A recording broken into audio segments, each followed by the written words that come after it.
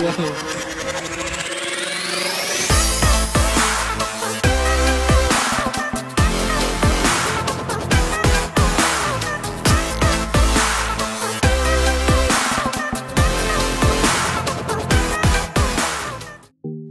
Hi guys! Welcome to Siquijor Island. We stayed 2 days and 2 nights here in the island. For our first night, we stayed at Oy Guest House located in San Juan. And we are just having our DIY version while visiting the best places here in Siquijor. Just keep on watching guys!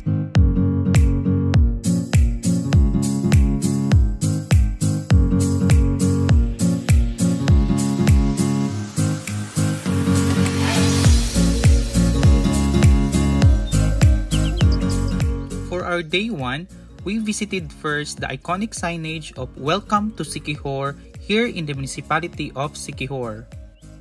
Maaga kaming dumating kaya wala pang masyadong tao at malapit din pala ito sa St. Francis Assisi Church kaya bumisita na rin kami.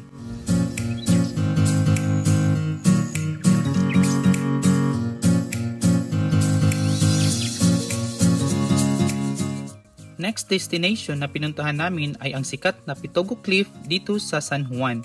Entrance fee ay 30 pesos at pumila kami para sa Cliff Pictorials.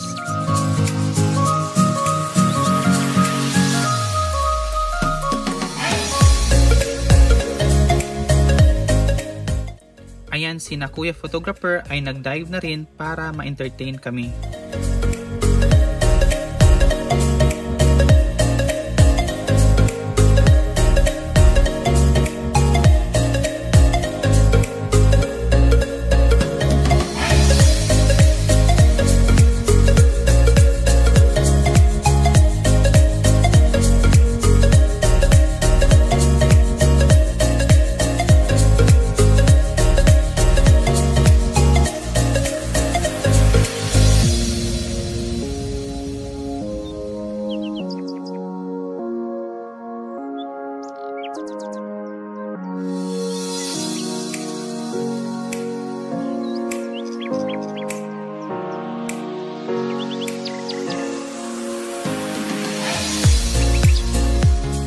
Ayan, para naman maibsan ang aming uhaw, nagtry kami ng kailang pure lemon cane juice sa halagang 50 pesos.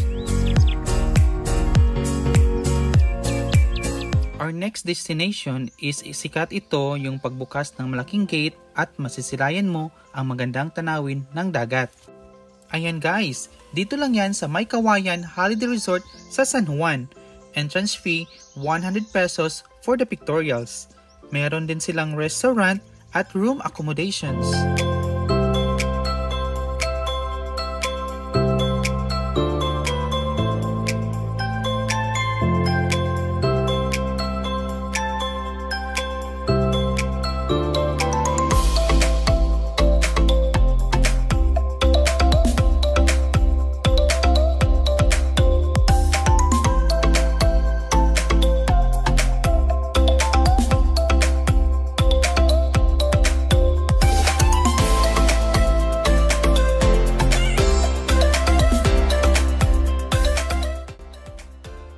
Our next stop is the old enchanted balete tree with fish spa.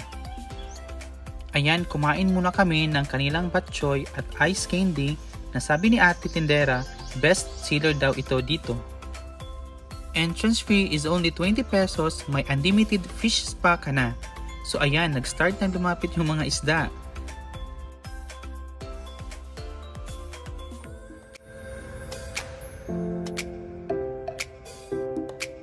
So refreshing yung ambience kasi nasa ilalim tayo ng puno ng balete.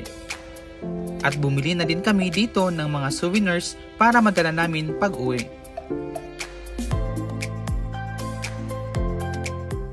Welcome to Hapitanan Broom Shots. Dito pa rin yan sa Lazi, Siquijor.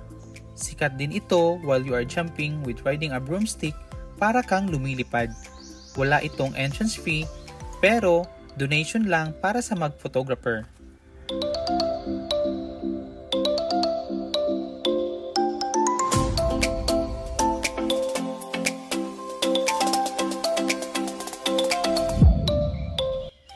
Naglagaan Falls na kami kasi malapit lang ito from Hapitanan Bromshots.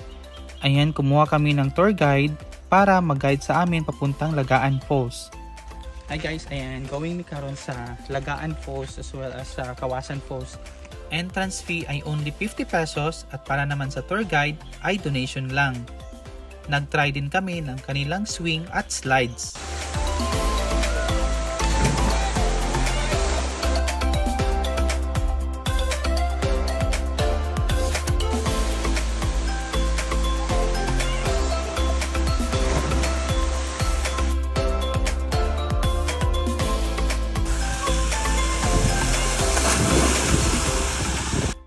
After sa Lagaan Falls, 6 minutes walking lang to Kawasan Falls and Cave. Entrance fee is only 50 pesos.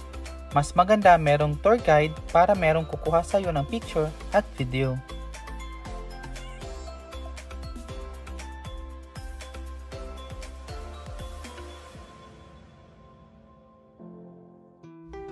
Dito pa rin tayo sa Lazi Siquijor.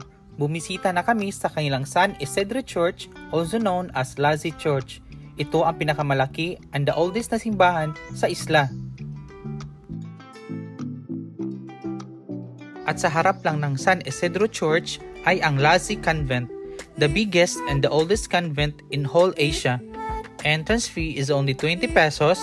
Makikita mo na sa loob ang mga sinaunang kasuotan ng mga pare, mga Biblia at mga larawan.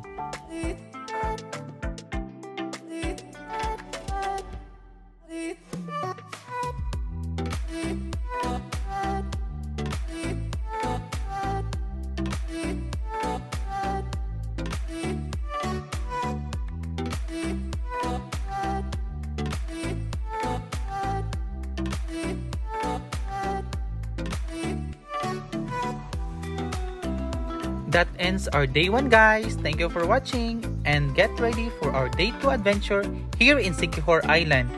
Thank you!